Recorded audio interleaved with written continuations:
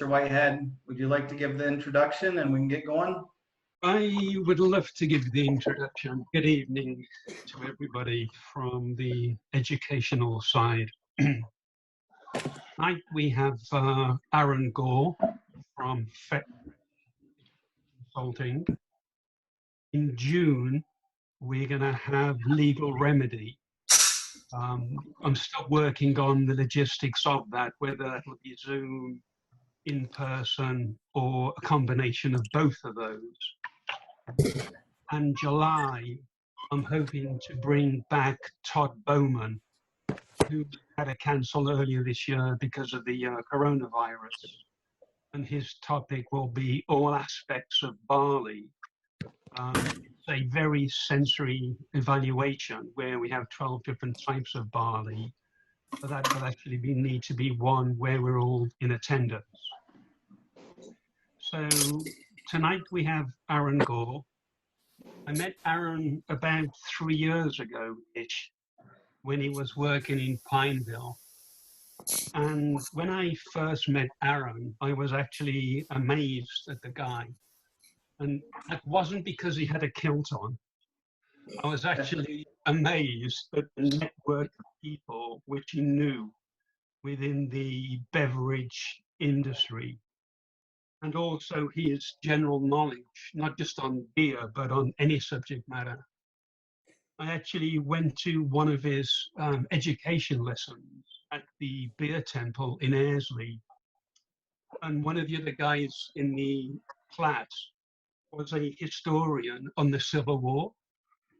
And Aaron and this other chap got talking, and Aaron actually corrected him on multiple points, which he actually got wrong. So don't argue with Aaron unless it's on politics. That was Jeff Mason, by the way. So if any of you guys are also in give him a hard time, please.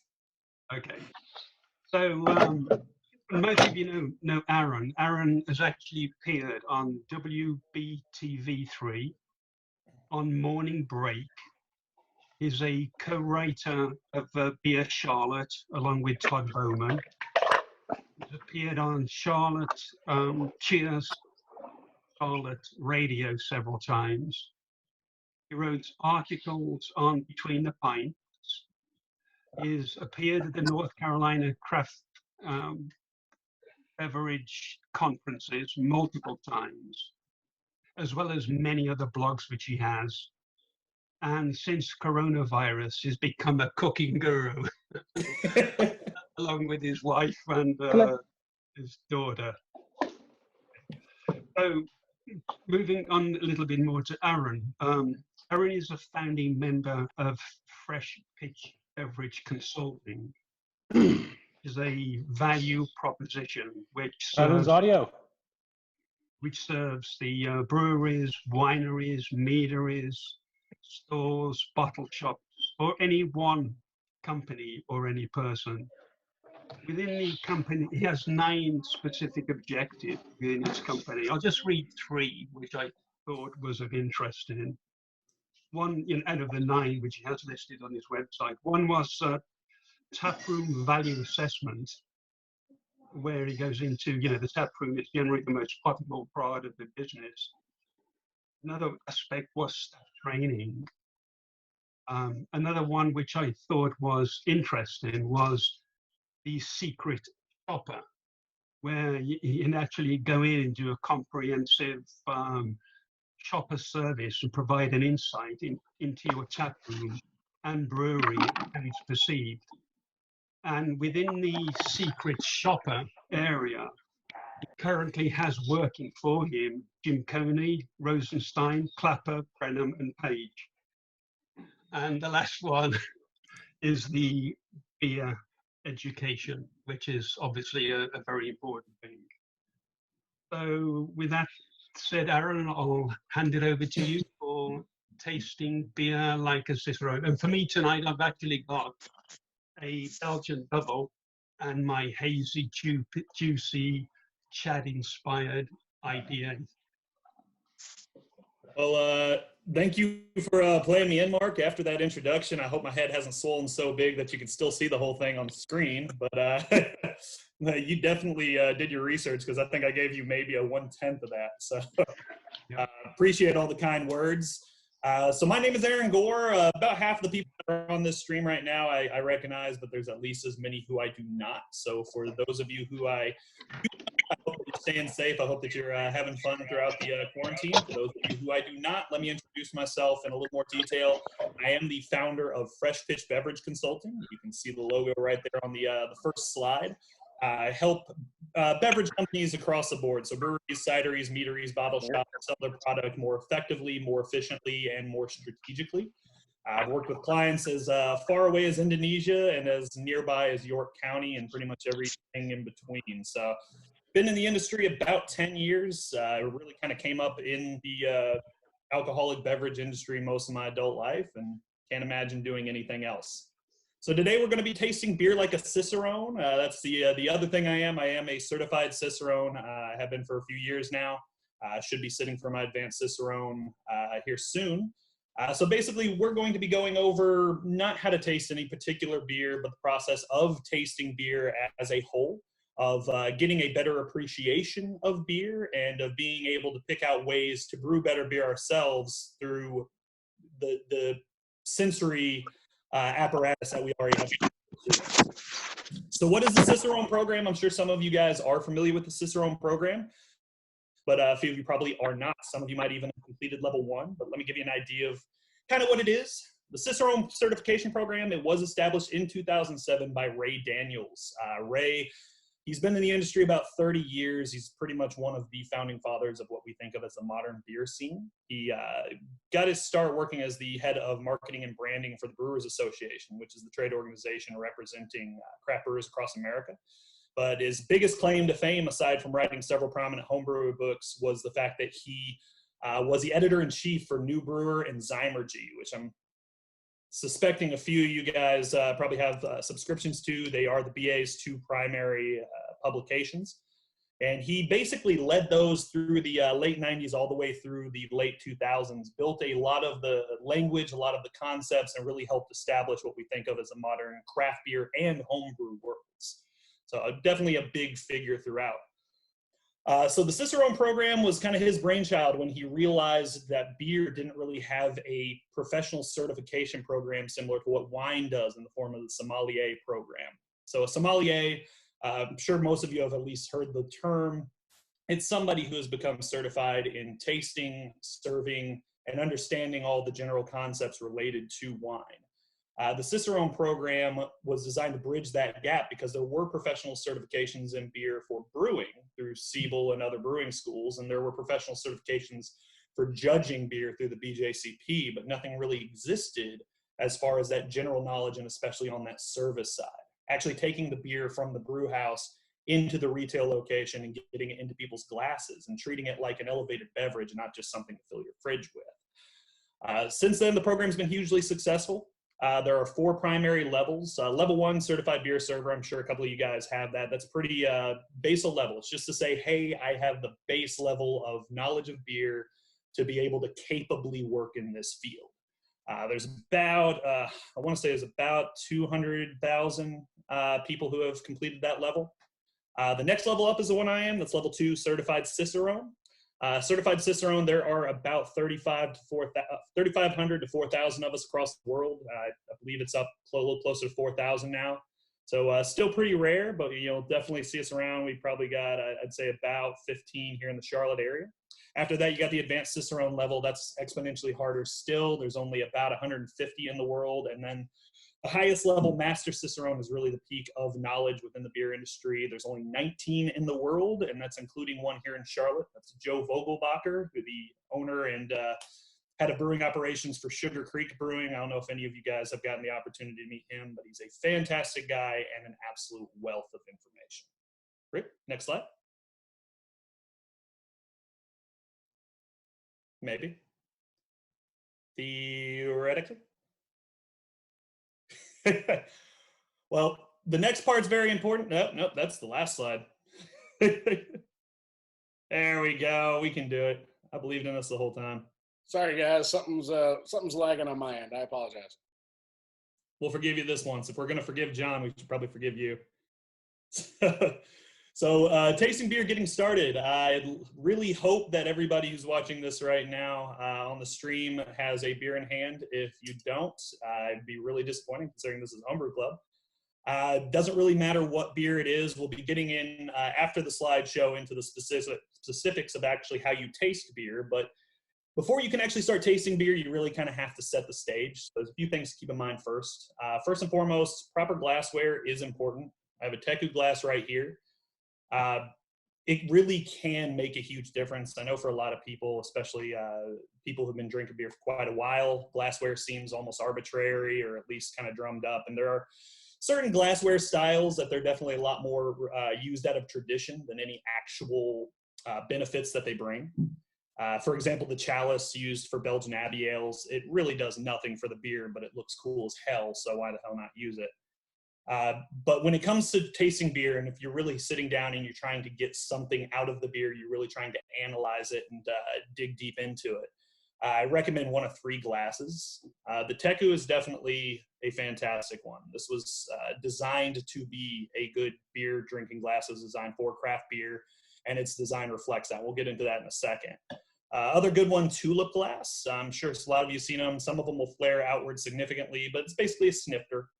Those are fantastic for drinking beer. And last but not least, and this is one I know Mark Whitehead has quite a bit of affinity for, a red wine glass is actually a fantastic glass to drink beer out of. It's got a wide bowl. It's got a stem to help keep you from warming the beer up too much. It helps capture aromatics because it tips in.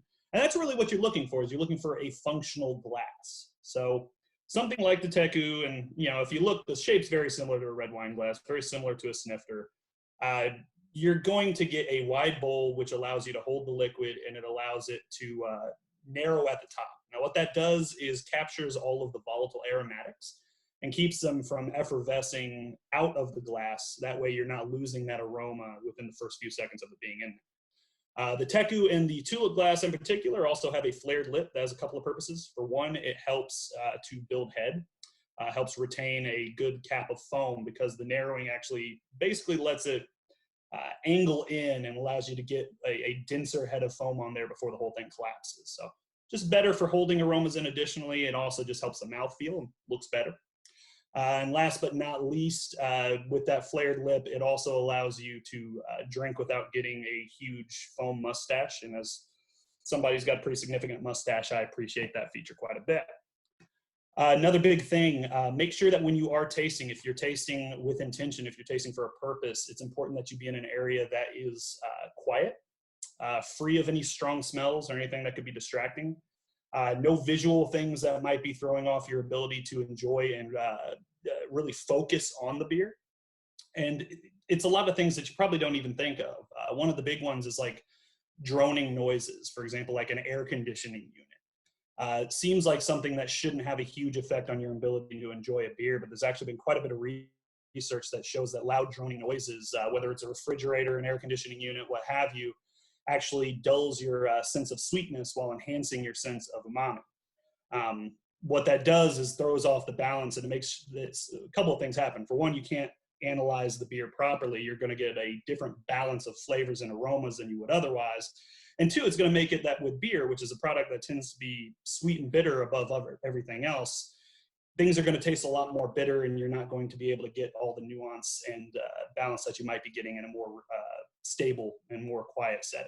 So find a place that's quiet, find a place that is well lit without being too bright, that's free of distractions, and it allows you to just focus on what's in the glass. Another big thing when it comes to cleansing your palate between different beers, if you are doing several in a row, or if you're doing any sort of judging, a lot of people will use saltines, they'll use oyster crackers, they'll use animal crackers are another good one. Those are fine. The problem is beer is effectively a cracker in a glass. I mean, if you're really breaking it down, it is a bread product, it is a grain product, just like those crackers, in liquid form. So you're essentially throwing flavors into your mouth that are found in certain beers. So if you are using crackers to cleanse your palate, you are a lot more likely to taste crackery flavors in whatever you taste next. And it will mute certain other flavors that contrast that. So just plain water is the best thing to cleanse your palate with. I know Marco, who has judged beer with me in the past, will tell you I'm terrible at that. I just eat oyster crackers until I'm full. But yeah, if you're really trying to do it right and you're really trying to get the most out of your beer, just plain water is the best thing that you can do for it. If you're doing wine, use crackers. It makes for a good contrast. But with beer, stick straight to water. And last but not least, I mean, tasting, it is a conscious act. It is not as simple as just throwing something in your mouth, swishing it around for a while and thinking that you have a full assessment of the beer. And there's a time and a place for that. I mean, at the end of the day, it's beer. It should be fun. You should be able to enjoy it. But if you are looking to analyze the beer and get something out of it and find ways that you can improve it and learn more about it, then you need to really take the time and you need to be able to spend that energy and spend that amount of focus into making sure that happens. Next slide.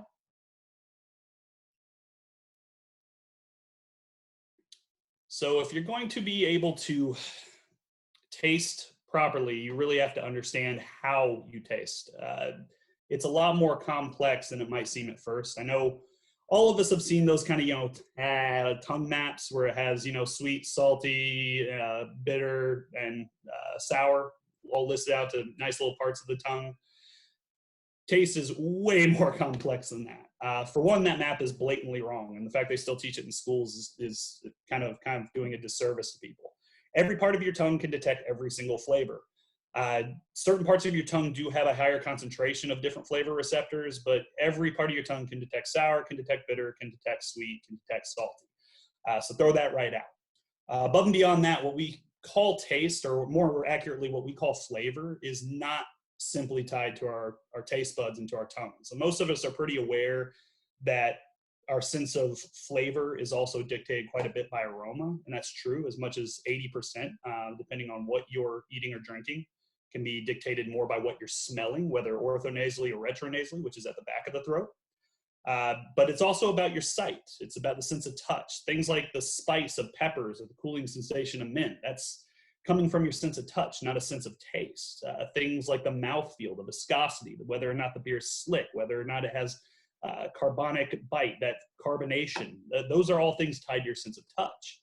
And even your sense of hearing, as we discussed before, can play a pretty big role in how our brains perceive it. So flavor as a whole is one of the only things that we do that is a true combination of all of our senses.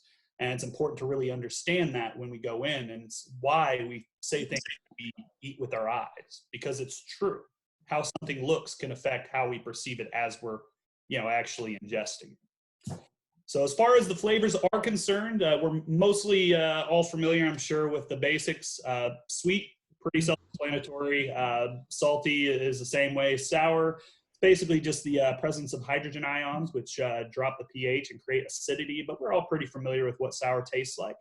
Umami is another one that a lot of people are becoming more aware of, but essentially umami is just that savory flavor. So if you think mushrooms, you think meat, you think soy sauce, MSG, that's umami. And that's very important to a lot of foods. For beer, it's very unimportant by and large. And in general, if you're detecting a large amount of umami, there's probably a problem, like autolyzed yeast or something else. Those are all very simple flavors. Sweet is pretty much the presence of sugar. We got really just a handful of receptors that detect that. As you're eating something, if there's sugar, it's sweet. It's pretty much that simple. There's a handful of other compounds that could trigger it. That's things like stevia, but by and large, hey, we just got Zoom bombed.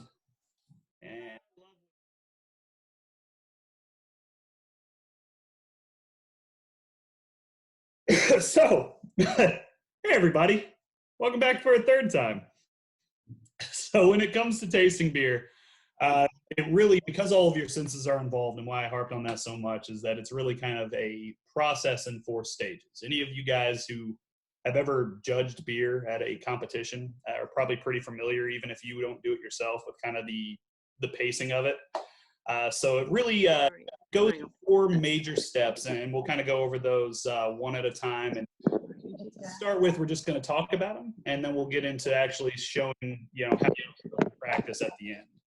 So first and foremost is obviously appearance. I mean, you drink with your eyes first, so it's important that you take a look at the beer. from the moment it's poured in the glass, because you're not just looking at the color of the beer, you're also looking for its clarity. You're also looking for the carbonation level, how good the head is retaining. If it's lacking good head retention, it can usually be a sign either of high alcohol, or it could be a hint that there might be something wrong with the beer. Infection can give you big soap bubble type bubbles that can usually burst pretty easily and pop on down, and the head won't retain. It's also important to swirl your glass a little bit, get a feel for the kind of the viscosity of the beer. And that gives you an idea of what the mouthfeel is going to be, and helps inform your mouth once you actually go ahead and imbibe it. So next up is going to be aroma. That's where you're actually smelling the beer. There's a lot of elements that we associate with taste and flavor that are really elements of aroma. So it's important to take that time to actually give it a good sniff. One thing I like to do, even before I really take a good look at it, is give it a quick initial sniff, because there are certain volatile aromas that disappear pretty quickly. They effervesce very, very fast, and they can still be present, but if you really want to pick them out and identify them, you kind of got to get on that horse real quick. After that, you're going to go ahead and take a taste. This is the most fun part. I think this is really what most of us show up to the beer game for. And it's important not just to take a quick sip, a casual sip like you would if you were just drinking with some buddies. It's an intentional sip. You let it coat your tongue. You make sure that it is basically flowing over every single part of your tongue at least once during the experience. Otherwise, there might be flavors and combinations of flavors that you're missing, just because the different parts of the tongue do taste things in different intensities, even if they can taste everything. And it's also important to get a feel for the mouthfeel. So this isn't just things like bitterness and sweetness. This is also the way that it physically feels in your mouth. So the thickness of the liquid, whether or not it's heavy, whether or not it leaves kind of a cloying coating on your tongue. If it's got a slickness, that can be a sign of infection, or at least of diacetyl. And it's also important for being able to pick out things like tannins, which do not play a big role in beer. So if they are present, it can be a issue of mishandling of malt. So these are just some important notes as you're taking the drink to be able to better process the beer in its entirety. And then the finish. So there are certain flavors and certain tastes that you cannot taste until they are gone. Aftertaste is not necessarily the same as taste. There are certain compounds that our tongues do not detect and do not really register in our brains until the actual active chemical has had a chance to process through. So the aftertaste can inform the entirety of the beer in a way that the actual taste and flavor might not have. So it's important to actually finish the beer. It's one of the things that we do that people in the wine world don't necessarily do. They often spit, because the finish tends to be a little less prominent outside of the tannic qualities. In beer, that finish has a lot more chemical compounds, because it is such a more complex beverage, complex solution, that you really do have to take a complete drink and swallow it in order to get a good appreciation for the entirety of the beverage. It can also give you hints about the quality of the bitterness. Certain bitterness will linger. I mean, we've all had a West Coast IPA that, as bitter as it is, disappears pretty quickly once we're done with it. We've also had others that we feel like we can still taste hops in our mouth about an hour and a half later. So it's important to be able to focus on that finish, because it does play a role, and oftentimes it's the part of the flavor that we're the most left with when everything's said and done.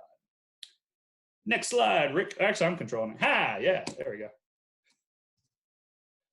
So one of the things we're looking for, there's obviously a whole variety of faults and flaws that you'll be looking for in beer. And the reason you're looking for them is not to decrease your enjoyment of beer. It's quite the opposite. It's to be able to create beer that is both more consistent as well as of higher quality. So by finding things that can be improved, you're better able to brew better beer down the line, and you're better able to recognize beer that will return your investment, return your time, the love, and the attention that you're giving it to it in the best way possible. So some of the common off flavors, we'll kind of go through them one by one pretty quick. I mean, a lot of these are going to be diving a little more into more technical territory than we really need, but some of the big ones that you're more commonly going to run into, acetaldehyde is a pretty big one. Has kind of the quality of green apple skin. Shouldn't be present in most beer. It's basically a fermentation fault. It has kind of a sharp note to it. Green apple skin or Granny Smith skin is kind of the one that you'll hear the most. I get a little more pear off of it, but kind of a sharp, bordering on medicinal quality. Diacetyl. So this is one of them. If you've ever had a beer that has kind of a strong butterscotch flavor, or a beer, or especially if you're just starting to get into beer and taste beer, a lot of times people will associate it with caramel. and they think it's a big caramely note, and it can enhance those notes, but it definitely leans more towards that butterscotch. So diacetyl is made from some precursors in the actual mash process. In general, they should all ferment out, but with some lagers, if they are fermenting cool, they don't do a diacetyl rest, you'll have them carry through. Certain other types of yeast are pretty prolific in kicking it off. It's also one of those weird compounds. About half the population can't really taste diacetyl, at least in the quantities found in beer, and about half the population can. Of that half that can, about half of them actually don't mind the flavor. I actually don't mind diacetyl, but for some people, it's a huge turnoff. So definitely something to keep an eye out for. Other fun fact, it's also the exact same chemical they use to flavor movie theater popcorn. Light struck, you'll hear this called skunk. I'm sure I'm not breaking any new ground here when I tell most of you guys that you can't have light struck beer in a can. Light strike happens when UV lights interact with the isomerized alpha acids in beer. And what that effectively does is transforms those isomerized alpha acids into exactly the same compound that skunks spray when they are spraying somebody who they feel threatened by.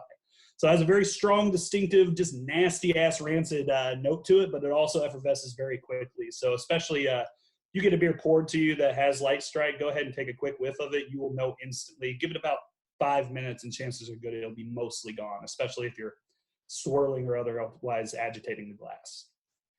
DMS, that's kind of a cream corn element. You also hear a lot of people point it out as like cabbage or boiled green vegetables. Not a particularly we just call that but definitely we just call that John Schramm. What was that? We just call that John Schramm.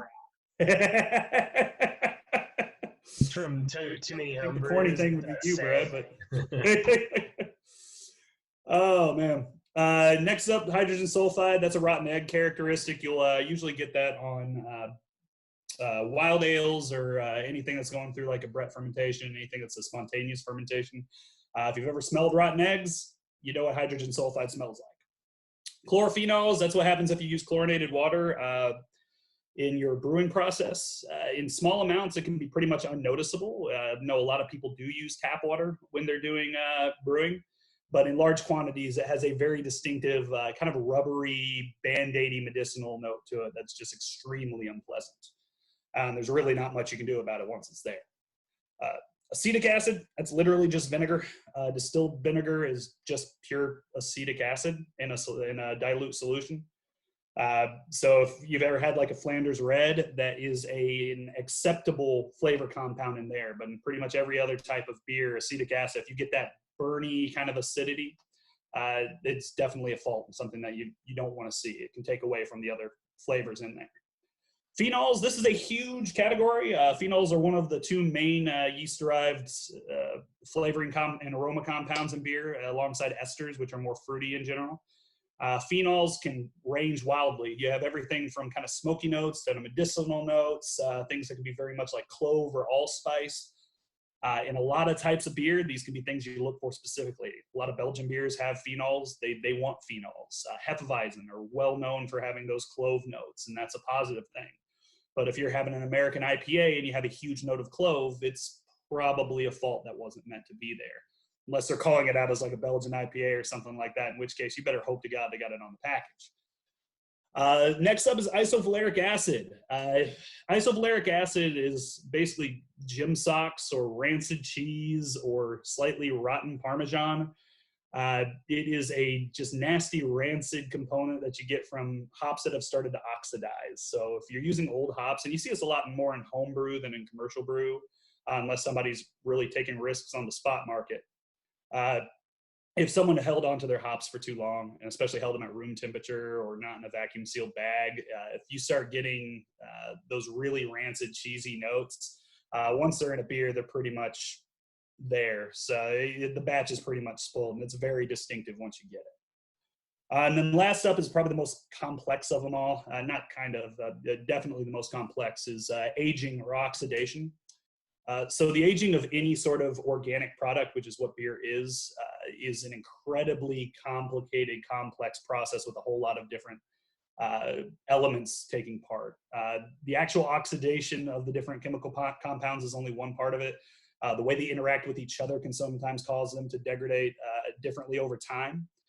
But the aging of beer compared to any other beverage is one of those really, really touchy, really, really esoteric things. It's hard to get a good beat on, even for people who study it for a living. Beer compared to wine, compared to mead, compared to cider, compared to spirits is a incredibly complex beverage. There are more potential flavor compounds, more things going on in a given glass of beer than in a selection of any 20 wines, for example. And all of those different chemical compounds all degrade at different rates. They all interact with each other in different ways. So a beer over time, there's no like good metric for what makes a beer age well, how it will age, and when it's going to hit that sweet spot, like there is for most other beverages. So it's one of the reasons why, in general, you shouldn't be aging your beer. I know most of us here probably have cellars. I have a few things that I have tucked back in hidey holes that I'm probably not going to touch for another couple of years, but the general rule is no beer gets better with age. Some beers just get different with age, and a lot of beers get worse with age. So in general, beer is best when it's freshest. It degrades much quicker and in much less predictable ways than any other beverage. So in general, you don't want to play with it if you don't have to. Things like hops especially degrade extremely quickly. And the last thing you want to do is pop something open and it tastes like black tea and soy sauce. That's not exactly a good return on your investment and the time it's been taken up in your cellar. All right, so go ahead and unshare my screen. If I can figure out, there we go, stop share. That button that looks exactly like that. And boom. Hey guys. So as far as actually tasting the beer is concerned, it is definitely a process, and it's one that you should probably familiarize yourself with. So I have a beer right in front of me, and I'd like everybody to go ahead and grab theirs as well if you got it. Give you a second to do that. Good thing we got these little videos. I see if anybody's not grabbing it. Don't you bullshit me. So when it comes to actually, who do we got? Yeah, when it comes to actually tasting beer, the first thing that you're going to do once you get it is immediately take a look at it. Go ahead and just actually analyze the way that it looks in the glass. And the couple of things you're going to look for initially. When you first pour it, you're going to want to see if there's any head. I've had this in here for a bit. I've been drinking it, so there's nothing really to speak of. But take a look at what the head looks like. Take a look at the color of the head as well as the color of the actual beverage itself. That can give you a hint of what you're in for, and it can basically prime your brain to be looking for certain flavors. And also avoid you from basically conflicting yourself with trying to figure out what's going on. It helps guide you in the right direction. Fun experiment, go ahead and take some food coloring and color a bunch of beers and then try to pick out what style they are. It gets a lot harder than you'd suspect. Another thing to do initially when you first get it, always take a good, usually around chin height whiff to see if you do get any of those quick effervescing aroma compounds. Again, light struck is the most common one, but there are certain things you will get right off the bat that you'll tend to not pick up once it's been sitting for a couple of moments. Some of those ones that are really evanescent and really just pass quickly. So once you've gotten a chance to take a quick whiff and take a look at it, swirl it around your glass a little bit. This also helps give you an idea of the viscosity of it right up front. If you see that it's leaving some good lacing, and especially if you see that some liquid is taking a little bit of time to come down, that's usually a good sign that it's either of higher alcohol or of higher general viscosity, so more residual sugar. Higher alcohol beers in general, higher alcohol beverages in general do tend to have more legs, so to speak, is the wine term they use for that quality once it takes a few brief moments to actually creep its way back down the glass. Another thing you need to do is check the clarity of the beer and the carbonation. The head will give you an idea of the carbonation, and if it's a lighter colored beer, you'll be able to tell from the bubbles themselves just how carbonated it really is. But go ahead and hold it up to the light. If you have any bright light, it's usually a good idea just to hold it up, get a good idea for the clarity of the beer, whether or not there is a bunch of protein in there or other haze-inducing compounds. Some people use a pin light and hold it underneath the beer, especially at judging competitions. I tend not to do that. Hey, Scott, wake up. Don't fall asleep. We're drinking beer. You can't be falling asleep, man. But yeah, a pin light's really kind of unnecessary if you're using a pin light and it takes that to be able to see whether or not there's haze in the beer, then it's probably of good enough clarity to really be, even for a commercial brewery, up to par. You couldn't really take that and take any points off in a professional competition and still be doing right by it. So yeah, just holding it up to a bright light that gives you a better idea of the color, especially around the edges, especially with certain dark beers too. Taking a look at the color also gives you an idea of the actual color. So bigger glasses, bigger bowls, it'll make the middle of the beer look a lot darker. Around the edges, that's where you might see some garnet notes in certain stouts, some other kind of brown tinge, even on things that look black if you're just sitting there staring in the glass. So that gives you an idea of what the actual color is and not just what's being refracted as it passes through the bulk of the liquid. So after that, you got to go ahead and smell the beer. We're finally, I promise, starting to get closer to the fun stuff, which is actually drinking it. But smell the beer. The first thing I usually do is I actually usually hold it around down here. So you usually hold it down around just around your the center of your chest, just below that, and take a whiff. There are certain things which do tend to volatilize out of the beer much more quickly, and they tend to rise much more quickly. So there are certain aromas that you're only going to get if you have a little distance there. Hey, Sammy's back. There are certain compounds that you're only going to be able to get if you're holding them at that distance because they just get overpowered and kind of fade into the background, become part of the panoply if you get it a little too close to your nose. So that's a good way of getting an initial sniff. Another quick thing to do is called the drive-by sniff. And this one I learned from Joe Vogelbacher. Take it, run it essentially across your face. Brad, excellent work. And just do it quickly. In general, when you're smelling beer, you want to do quick sniffs, not long, drawn-in breaths. The reason for that is those quick sniffs, they don't exhaust your sense of smell. A long, deep breath, essentially what that does is tell your nose, you got everything you need. You're now adjusted to this smell. Shut off. So your sense of smell literally will become less sensitive as you're taking long, deep sniffs. So short sniffs, that's really all you need. Doesn't have to be super forceful. You don't have to be trying to snort Coke. It's just a matter of getting enough of those aroma compounds in there to be able to trigger the parts of your brain that are telling you that this is going to taste and this is going to smell a certain way. After that, just swirl it around a little bit. Another thing you can do is put a hand on top. One of the beautiful things about human biology is our brains tend to associate the smell of ourselves as the neutral default smell. Keeps some of us with terrible BO from, hating our lives every single day because we just tune it out. So if you ever need to reset your nose, just sniff right into the inside of your elbow, just like you're teaching a toddler how to sneeze or cough. So just right in there. You can also do right on your wrist if you haven't been using any sort of lotion or soap recently or handling anything that smells strongly. And what that does is basically tells your brain, oh, this is a neutral smell, reset. So any of the adjustments that your brain has made towards certain smells, it basically resets them and it makes you fresh again. So if you start to realize you're not smelling and not getting a ton out of your beer, that's a good way of getting back in there and being able to kind of start fresh on the aroma. So once you've got a chance to swirl, essentially what this does is starts to release a lot of those aroma compounds. If you got a hand over it, it basically traps them in the glass. So when you remove them, you get them all at once, get a nice big whiff, and you can better identify them.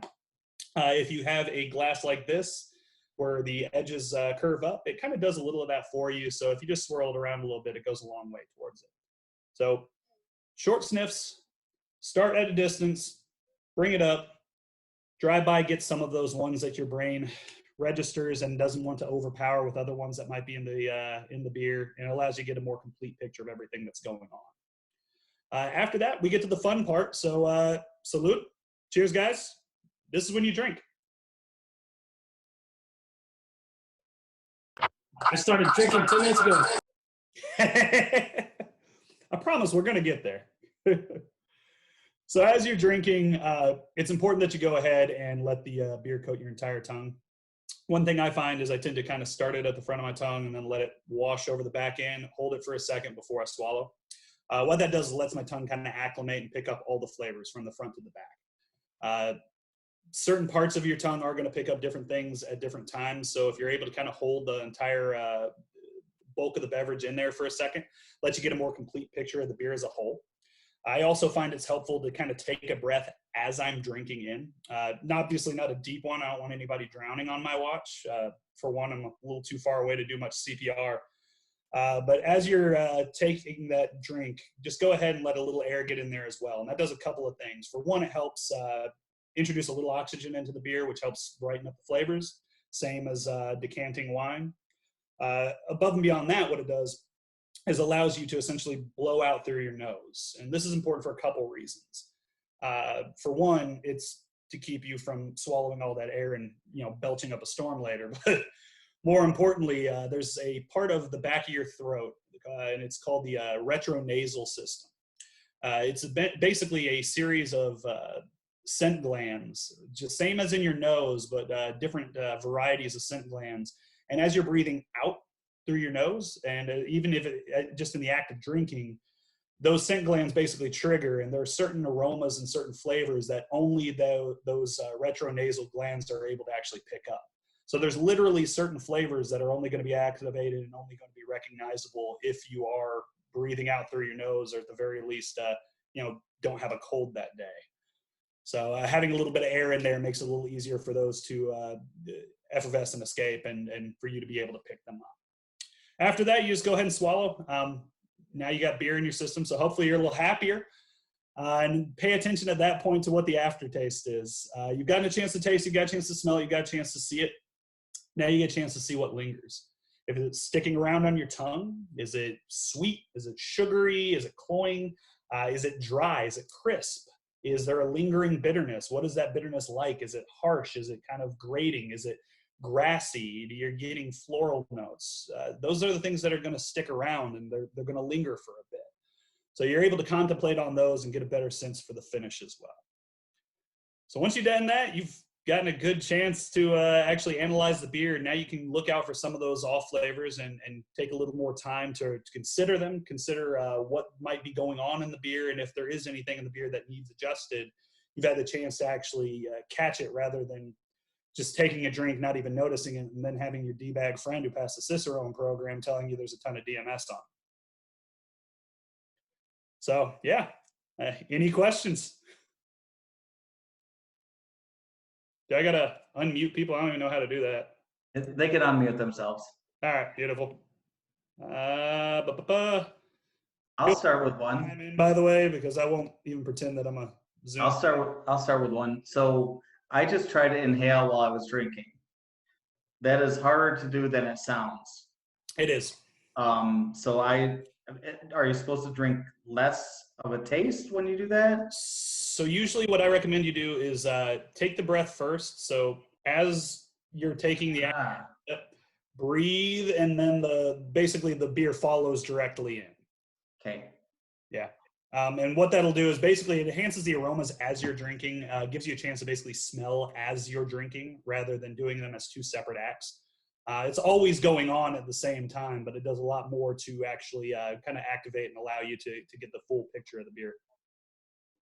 I'll tell you, I learned quick, Aaron, and you can probably speak to this, but I learned quick that retronasal, that exhale really can bring out some flavors and some things you weren't expecting in some different styles of beers.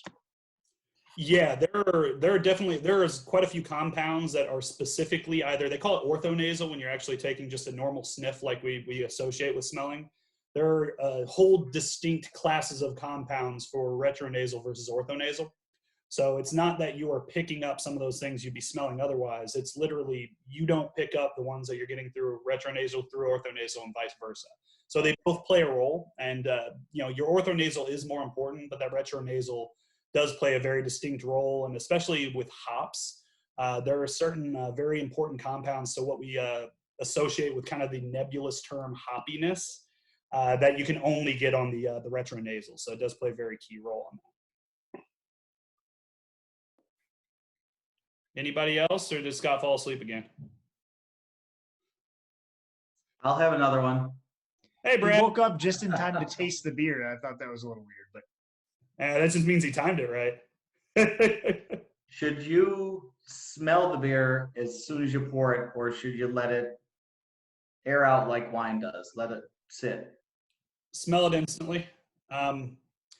Oxygen is less important for activating a lot of the aromas and flavors in beer than it is in wine. It is important. It can play a role, but it doesn't need to open up in the same way you would with like a red wine. A lot of the reasons that you need to let red wine open up is because of the tannins and the other polyphenols in there. Within beer, a lot of those should not be present anywhere near the amounts. So having some oxygen in there can open it up a bit, but it's not going to have an appreciable effect, and you will lose some of those more short-lived aromas if you don't give it a quick whiff first and foremost. I'll give another one, Aaron. That's all Jim's hand go up first. Oh, Jim, go ahead. Okay.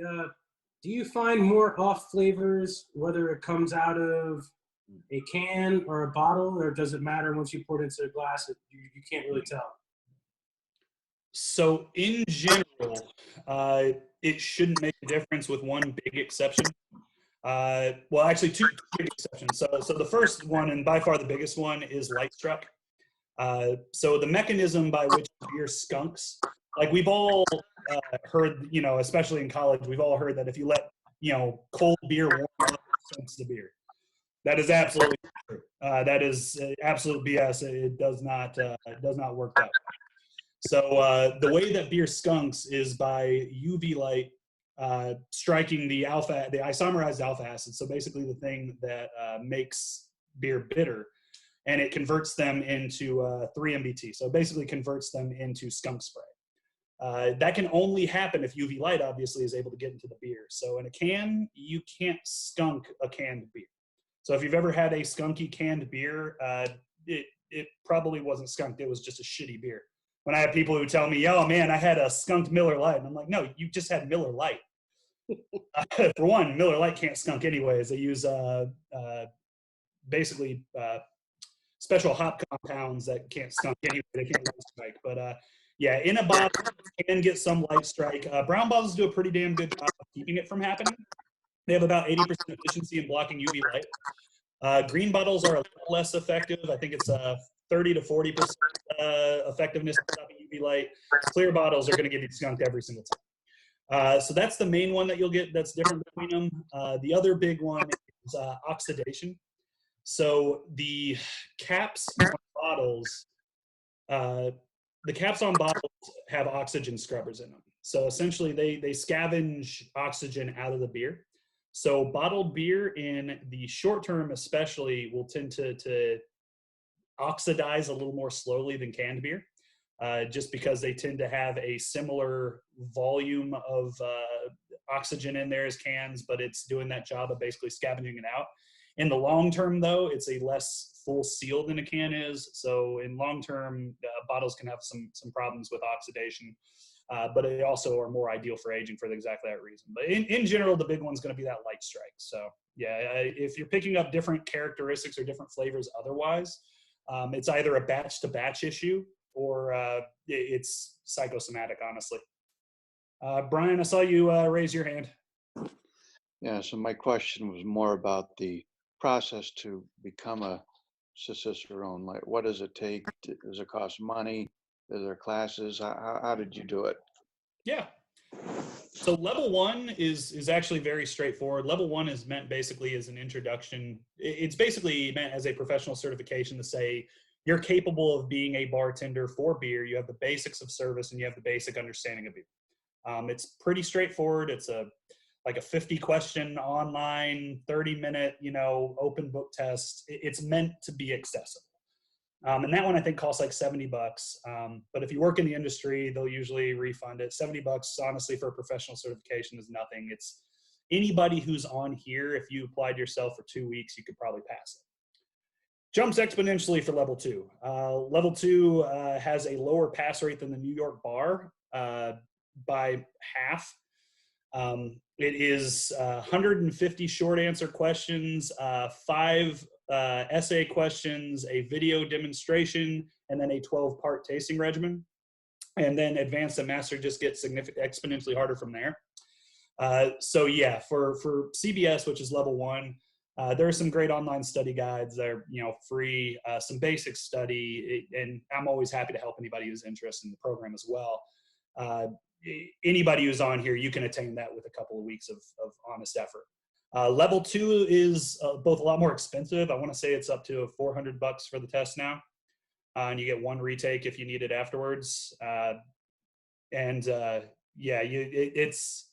it is a lot more of investment in time. There are courses that the Cicerone program offers. I find them to be more expensive than the value you get, but there is a fantastic program called Beer Scholar, which I'm happy to share with anybody who's interested. Hey, Debbie. The Beer Scholar program is great. It's written by an advanced Cicerone who basically wrote the study guide, and it gives you a good idea of what you'd be in for on the test. But yeah, it took me about 2 years of hard study to pass it.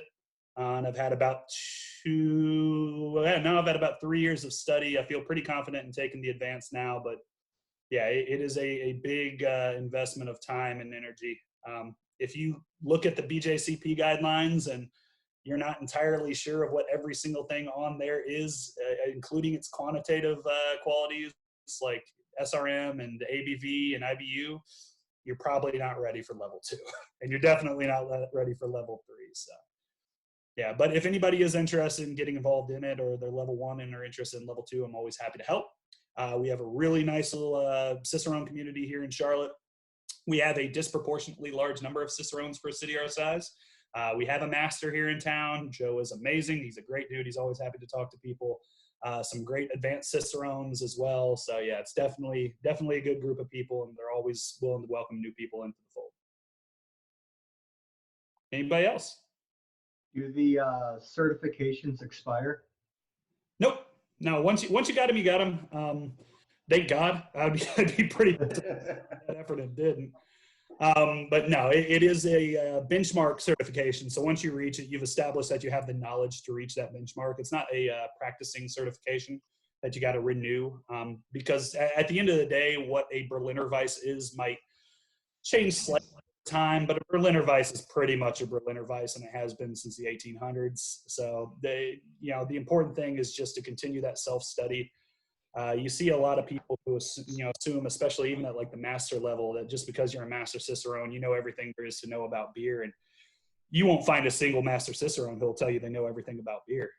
It's always a journey. It's always an ongoing thing. And the moment you stop learning is the moment that you've basically lost interest. I mean, we all got into this because we love beer. And I'm the kind of person, I tend to get really into something. I learn everything I can about it, and then I tend to get bored with it. I've been in this industry for 10 years, and I've never got bored of beer, because every time I think I've learned everything there is to know about it, I'm grossly incorrect. So yeah, no, it is definitely something that once you reach that level, you got it, but there's always something new to reach for. And there's other certifications like the BJCP program, or if you want to get into brewing, the Siebel Institute's got a wonderful program. And there's just always new breweries, always new beer, and always new culture built around beer. So yeah, always something new around the corner. Aaron, as host, I can't raise my hand, so I'm going to do it here. I was trying to ignore you. I know you were. It's okay. 2 questions. First off, God, Rick. Oh. I know I'm that guy. All right. Well, 3 actually. When did Eric Harper move off the grid and become some kind of hippie dude? Anyhow, beyond that, serving temperature. Facetious question, because I think I know what you're going to say. But when it comes to aroma and flavor, serving temperature can play a big deal, maybe not? Yeah, so serving temperature is a huge deal. And it can bring out entirely different notes than you might get depending on what the style of beer is. So in general, most beer is best consumed somewhere between 45 and 55 degrees Fahrenheit. So you think of it, basically the range of fruity or red wines is kind of the best descriptor. You can drink them colder, but you will be losing an element of aroma. In general, colder beverages, because they are not as chemically active, which is really all heat is basically the thermodynamic activity within any sort of object. Because they're not as thermodynamically active, they're not kicking as many volatile compounds up into the air. So the aromas will be a lot less volatile. You'll get a lot less smell off of it. And it also tends to dull your taste buds a bit when it's colder. So the colder a beverage is, usually the less you're going to get out of it. By that same token, though, if you allow the beer to get too warm, it'll also dull some of the other, kind of the balance of it is really what happens when you let it warm up. So you can drink a beer at room temperature and it's not going to damage your ability to taste it the same way that a colder beverage will. But by that same token, if you have something that is hoppy, for example, the malt characteristics tend to come out a lot more significantly in warmer beverages.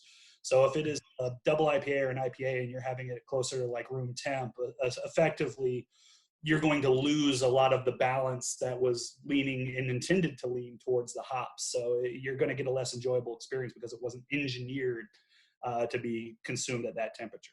So usually what I recommend people do is if you get an ice cold beverage, just go ahead and, hold it by the actual bowl of the glass. If you're using something that's not a bowled glass, just like a shake or something, just hold it for a bit, let it sit for a bit, take it out 15 minutes before you actually consume it. Just, let it sit, come up to temp a bit, and you'll get a much better drinking experience. Whatever the fuck you do, don't use a frosted glass. Yeah. Anybody going that Twin Peaks method, I find out doing that on here. I mean, use a shaker if you got to. We all got 100 of them, but if you use frosted glass, get the hell out of this group. The English cask beer is served at optimum 52 degrees. Exactly not that. Room temperature. Yeah. So people say, English beer is actually hot, but it's 52 degrees for exactly that sensory perception. If you take like a Bud Light and move it up to 52 degrees, you've got a gas bomb, basically. Well, one of the reasons that they it's good you brought up carbonation as well, because as you do raise temp, that's another thing, is the carbonation will escape more quickly in general. So yeah, you got to be careful, especially with very, very highly carbonated beers, like a lot of Belgian beers. If you bring them up to temp too quick, you can have a gas bomb on your hands and they'll just start foaming like crazy. It doesn't mean they're not meant to be drunk at that temperature, but you do got to be careful when it comes to service. But yeah, that's one of the reasons why Bud Miller Coors put so much effort into convincing everybody that beer needed to be consumed as cold as possible, because at that point you're not tasting anything anyhow, so you have no way of telling the fact that beer tastes like nothing. So second part of my question, do you find, Aaron, you and I met you judging. So do you find that BJCP and Cicerone to a certain point kind of run parallel and then maybe kind of go their separate way from there? But so BJCP has a very specific purpose, and it's often taken outside of that context. And I'll, without turning this into 2 hours of me standing on my soapbox, even the Cicerone program kind of takes BJCP out of its original context quite a bit. BJCP was designed as a series of prescriptive style guidelines and mechanisms for judging beer in a competition setting. That's it. And it is wonderful for that. It's a wonderful program, wonderful organization run by a lot of, the pillars of the beer community. Cicerone, on the other hand, they do use the BJCP guidelines. That is the standard they decided to align their rubric with. So when you're being tested on styles in Cicerone, you're being tested against the BJCP guidelines, not the BA guidelines that they use at GABF, not against any sort of international guidelines or alternative guidelines. You're being judged against BJCP. So to that measure, yes, they are aligned. The difference is, whereas BJCP is specifically for that competition context, Cicerone is more aimed at both general knowledge as well as the service side. So it is specifically the outward-facing, customer-facing, being able to use your knowledge of beer to help people find the beer that is right for them, and then being able to provide that in a way that allows them to enjoy it as well and as enjoyably as possible, honestly. So, they do run parallel to a degree, but they have different focuses, and they both do what they do very well. awesome. Aaron, that was unless there's any more questions, that was a really great presentation. You know, I've probably judged close to 50 competitions and like, you know, average 10 beers a competition for 500. Actually, if you've had any more score sheets, ignore them after what extra stuff I've learned tonight. Yeah. No, but that was a really excellent presentation tonight. And I've learned a real lot, even though I've judged with you in the past. You know, I've learned a lot tonight. You know, which like the breathing in when you're taking the beer. You know, and the breathing out, not and the low sniff. I never paid much attention to, but I've actually been doing this with my Chad-inspired hazy IPA, and I really get a totally different taste tonight from what I was like consuming earlier.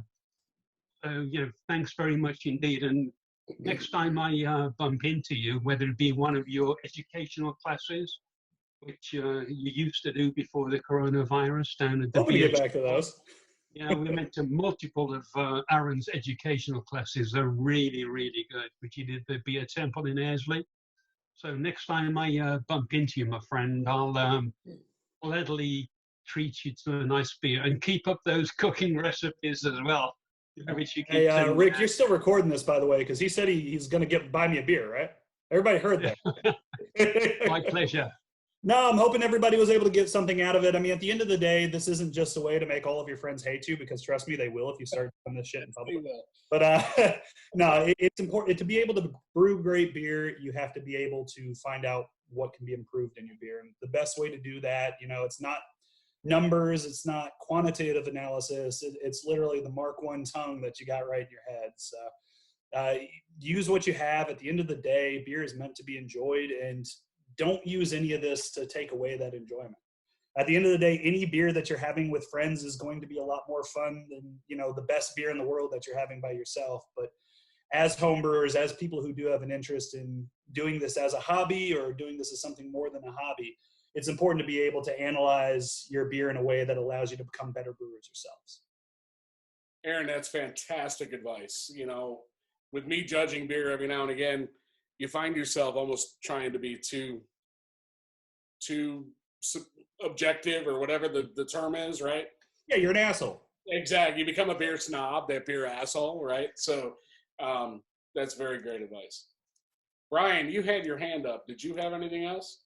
Who's clapping? No, I didn't take it down. I was just saying, I was laughing the fact they said an asshole and all. Yeah. No, it's yeah. At the end of the day, you still got to be able to enjoy the beer. That's what this is all about. Jim, good. Your hand's up. I retract my question. Well, that's good. I didn't want to answer it anyway. I'm sorry, I do not recall. Hey, well, thank you for having me, guys. Anybody drinking anything worth calling out? Well, I'm glad everybody should. Good Lord. Yeah, I'm drinking a Lawson's Sip of Sunshine that I made. Clone or? I made it, so yeah. No, that's awesome. If you're gonna be replicating a recipe, that's a good one to replicate. Mine's a little too cloying. I've got a little work to do on it. And if anybody has an opportunity to get me a bottle of that or a can of that, I would probably find something to trade you. So I'm drinking these Pilsners, this Guild Pilsner. Gilda. It's $2.50 a 4-pack. Hard to argue with that. Where'd you get that? What? I'm guessing Total Line? Over here on Rock Hill on Mount Gallant Road. Wow. I might need to make a stop. I like good beer, but I like cheap beer too. Good cheap beer is even better. Oh, that's awesome. I'm trying to finish off a keg of John Short's beer. Ooh.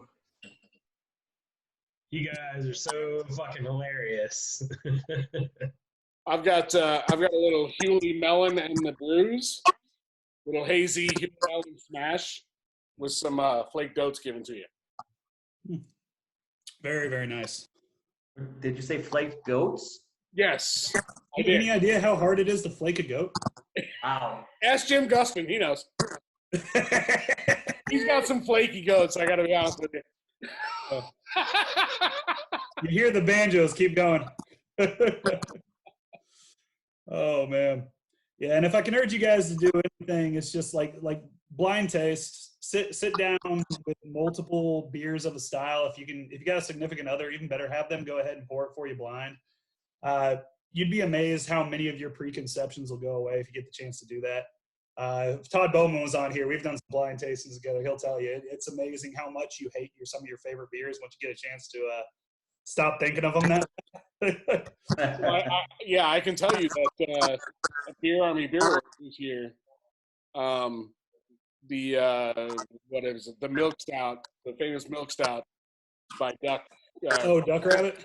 They actually lost for the first time this year. So one of the best beers, that we know of, in that category lost big time. So and it can happen. The industry moves on without certain beers. Things change, tastes change, but no, it's amazing the preconceptions you have going in. Go ahead and do some blind tastings. It's a great way of developing your palate, getting a sense for tasting something outside of context so that you have a better idea of what's actually going on. Because it's amazing how often people see a brand and all of a sudden their brain's primed and ready to think a certain way about it. And there's still talked about that are better than you think. Sorry, I didn't mean to interrupt. We talked about doing some blind taste testings where we're actually blindfolded and using painted black beer glasses, just so we can't, peek under and see the color of the beer to try to confuse us or trick us into, thinking it's a certain style before we taste it. So that was a neat concept. just use food color. I think that gives you the same. Yeah, so one of the things that my wife did when I was studying for the Cicerone was she would literally just go buy beers. She'd hide them from me, and then she'd crack them, and I had to figure out what style it was. If you're doing anything blind, it really does enhance your ability to really pick things apart and look for the elements that matter. And especially when it comes to color, oh my God! If you're not able to see the color of a beer, there's nothing funnier than having somebody start picking out roasty elements in a Helles.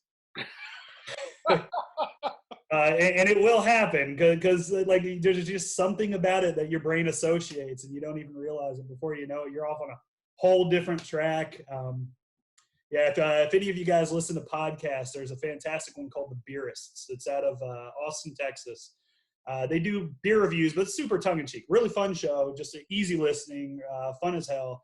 But they did a whole series for February where they did blindfolded tastings. Each one of the hosts, the other three hosts all went blindfolded and just had to taste and describe and rate beers, and fucking hysterical. They had no idea what they were doing. But no, it's a great way to develop, and it's a great way to get either an appreciation for beers you didn't think you did, or realize that you might have been given a little too much credit to other ones. The TV show that the guys from Sugar Creek, he was in there doing his Cicerone testing. The movie. That episode, he didn't actually pass that episode, but they were doing some taste testing. Yeah. But they were doing some blind taste testing similar to like what you were saying. Is his wife was hiding the beers and went and poured a bunch of samples, and he had to guess the style. And I don't know if it was him or somebody else in that show, but guessing the style. And I think there were like 3 out of the 10. He actually picked the brand, brewery, everything. Yep, that's Joe. Oh, is it? Okay. It's too much to get into on here, but trust me, I've known Joe for years. I even did a couple of extensive interviews with him for various mediums, and he's insane. Like even the other Master Cicerones think the way he studies is crazy. Like he literally reached out to there are things called memory competitions where it's literally like you compete against other people and they'll give you like a 30-digit number and you have to repeat it back verbatim after seeing it for like 2 minutes. And he reached out to the world champion memory master and basically had him train him. That way he could learn all the information to pass his Master Cicerone exam. He's crazy. Like if you've ever seen the show Sherlock, he talks about like his memory palace. that's not made up for the show. That's a real thing, and Joe used that to help him pass. He's crazy. Yeah, and actually, Binders of Joe, information from his Master Cicerone studies. It's and insane actually, how Aaron, difficult that is to get. yeah, actually, Aaron, Joe volunteered to be one of our educational people, but we've got a bit of a conflict with some of the dates at the moment, so we're hoping to get him on here this time, sometime this year. I'm just glad I didn't have to follow him. Oh man. No, he's a good guy. Other people in town that are higher level Cicerones. You got Brian Quinn, the head brewer of Town Brewing. He's an advanced Cicerone. Chris Westgard, who runs the beer program up at Protagonist Clubhouse. He is a advanced Cicerone. Rachel Hudson owns Pilots, an advanced Cicerone. A couple of the wholesalers have advanced Cicerones on staff, and we used to have Jen Blair, who is a member of this group. She's an advanced Cicerone. She's now out at New Realm in Atlanta. But yeah, it's to have that many advanced Cicerones in a city the size of Charlotte, out of 150 worldwide, is significant. We got a really smart beer scene here in Charlotte, and it's a wonderful thing. Well, thank you again, Aaron. Any other questions before we depart? Well, thank you for having me, guys. Aaron, if you want to drop, you can. I'm going to give the club update on where we're at with COVID. You're welcome to sit around. Yeah, why not? So we're still monitoring, guys and gals. Still virtually 50-50 for June. It feels like things are starting to open back up. Like Mark said, we're looking at options, whether it be virtual if we have to, whether it be in person only or in person with some sort of virtual presence for some of those that are still concerned about coming out, which is completely still understandable.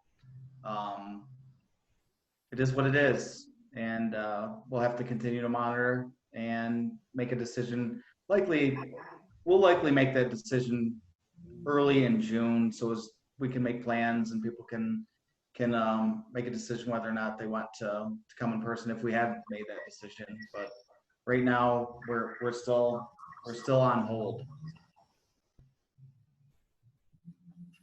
Any questions? I mean, there's not a whole lot we can do.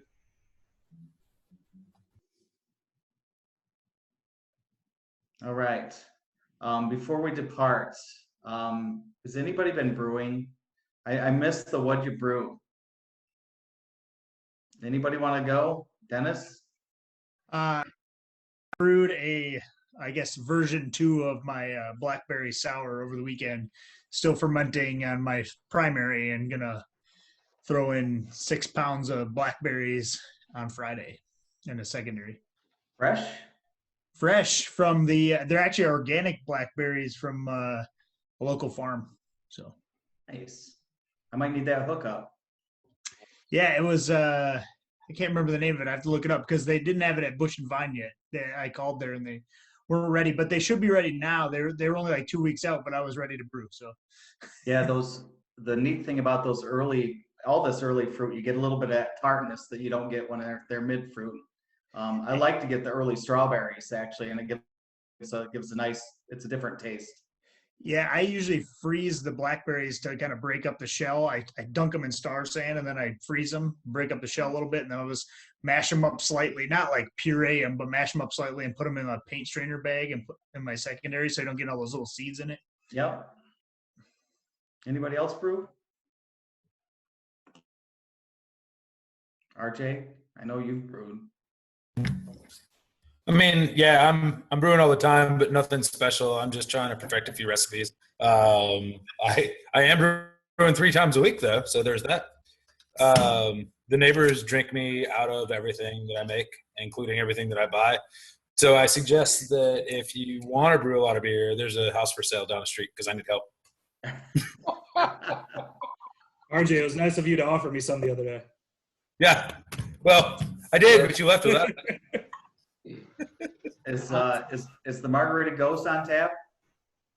It is, yeah. Mm-hmm. I've got 2 more. Yeah, I got 2 more versions. I got one in secondary ready to go, and then one just went in yesterday, the day before. Are you doing porch pickup, RJ? I'm doing an open garage. Just come by with a glass. Right on. I can do that. Ex homebrew meetings at RJ's, social distancing in the front yard. There you go. Right, Dennis?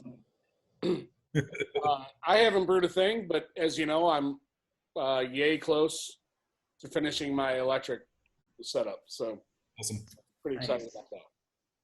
Yay. Mark? I brewed my third version of my Noda hazy juicy IPA, which I increased the flaked wheat and flaked oats in there. And this is so, I did a yeast starter for about 4 days before putting it in.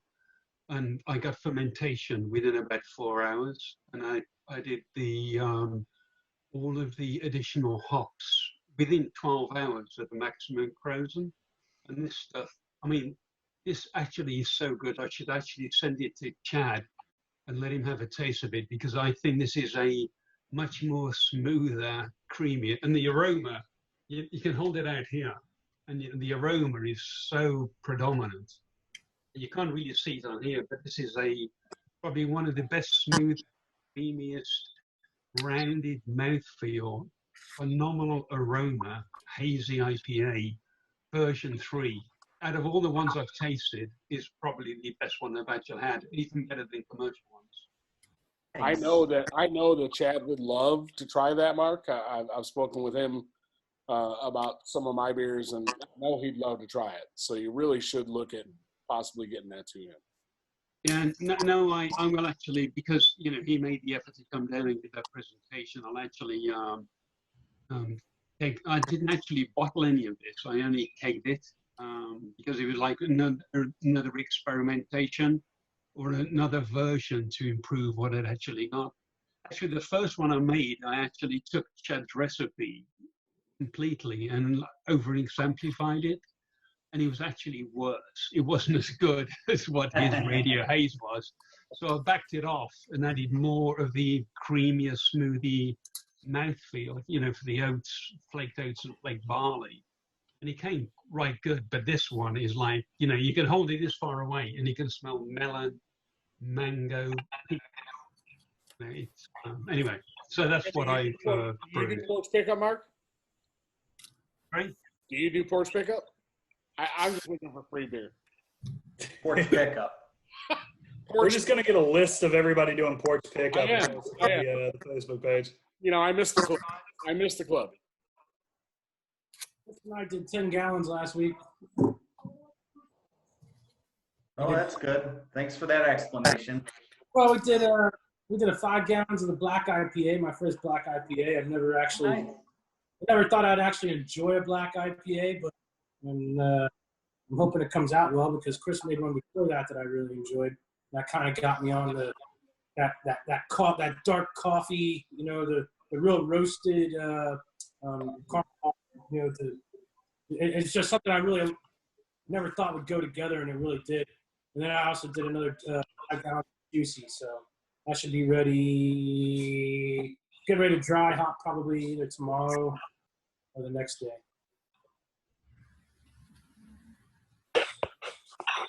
Just one point there. When we had the presentation from Noda on the dry hopping, I actually dry hopped one of my IPAs at the 39 degrees for the 2 days, which was recommended, and I had like zero grassy. It was almost like a smooth hop flavor.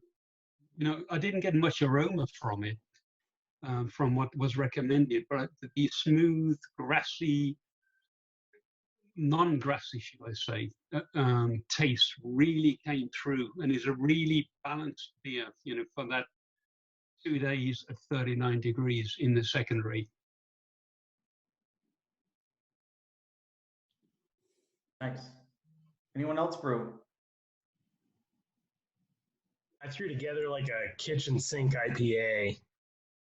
Just did like a New England style IPA, and I had like a couple of bags of hops in the freezer that I just kind of threw in, but it's like Cascade, Magnum, Falconer's Flight, and another one I can't remember what it was. It's a bunch of like half bags of hops. Oh, those are all great hops for a hazy. Yeah, it turned out really well. I did the Cascade for like 30 minutes, and then Magnum and the one I can't remember went in as it was going into the fermenter at like 90 degrees. And then once fermentation kicked off, I threw the Falconer's Flight in and kegged it. And I think probably 6 days after fermentation started, it was on tap. Wow. Fresh. That was a very fresh good beer. I drank a whole growler of it myself. Yeah, yeah. If anybody's looking for some old hops, let me know. I've got 2018 stock that I need to start getting rid of. So you remember that thing I did on isovaleric acid? I mean, just keep an eye on that if you're taking those old hops off Brad. Did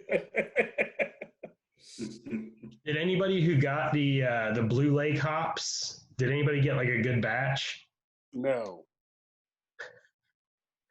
Has anybody got the email said that they're replacing it? Yeah, yeah. My bag was it lost vacuum seal. All the hops were like browned out and gross. Yeah. I didn't do vacuum seal, but mine are pretty browned and not looking great. I'm gonna run with what I got. They seem to be kind of brown, but didn't lose vacuum seal. Yeah, I'm gonna try them, but I'll look forward to a fresher batch, hopefully in the next shipment. And if anybody's interested, hop prices are going to crash this fall, so you'll be able to get stuff for crazy cheap around harvest season. Yep. So the sure will actually finally be cheap. Finally. Yeah, and then next year it's going to be crazy expensive. You're going to have a lot of acres pulled up. So, yeah, get all your hops this year because, going into next year, things are going to hike significantly. All right. And Brad, message me when your old hops. I'll be interested to know what you've got. Okay. I already got them all. Well, you save some for the rest of us. Man. I got a lot. You got a bunch of 2016 and 2017 at the store too. If you guys are looking to make a lambic or something. Yeah. Brad can't use them at the new brewery, so you know. Lambic with Cascade. There we go. All right, gents. Anybody else? All right. It was nice seeing everyone. Hopefully we can see each other in person. Right. Rick, thank you for hosting us. Aaron, thank you for dropping your knowledge. Nice meeting everybody. Mark, thanks for scheduling this. Scott, thank you for the snooze. Scott. Thanks for inviting that cool guy earlier. Thanks, Byron and Madison. Hey guys, I will do my best to mash this video together to make something useful for the page. I can't. I just want an auto-tune cover of that dude dancing. Just cover it with elevator music for the time being, just like intermission. And then... Thanks, guys. Bye, all. Thanks, guys. Bye. Thank you, everyone. Cheers. Cheers. Cheers.